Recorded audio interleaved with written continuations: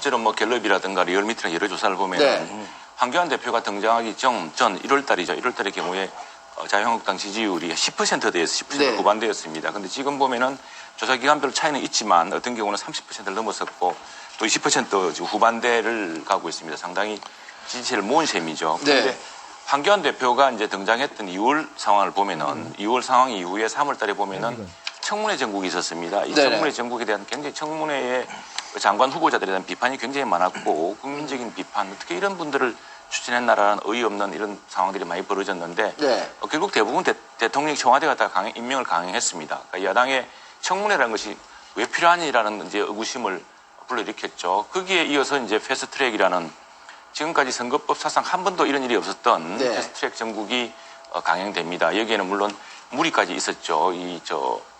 오신환 지금 원내대표 당선됐습니다만 바른미래당 의원인 패스트트랙을 반대하는 의원을 찍어내고 다른 사람을 사보임해서 이런 무리수까지 있었습니다. 이렇게 되다 보니까 이제 새로 등장한 야당 대표로서는 상당히 여러 가지 어려운 상황이었습니다. 그래서 당연히 뭐 장외투쟁이라는 이야기가 나오는데 저는 그 장외투쟁으로 이어가지 않고 그걸 민생장정으로 이어간 것은 상당히 아주 현명했다고 생각을 합니다. 실제로 찾은 곳을 보면 제일 처음 찾은 곳이 이제 부산에서부터 해서 남해안 쪽이었습니다. 이 산업위기 지역입니다. 거제, 마산, 창원, 진해 이렇게 이어지면서요.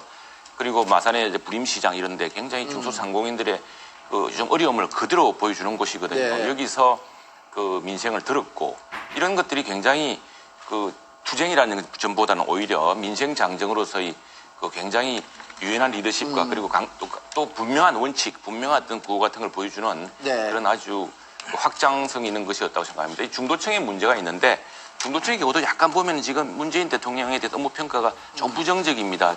중도층의 문제는 이제 좀 장기적으로 봐야 될 텐데 이번에 민생 장정을 통해서 느꼈던 문제를 얼마나 정책으로 이끌어내느냐에 따라서 중도층이 이제 지지가 모이느냐 마느냐의 결정이 될 거라고 봅니다. 말씀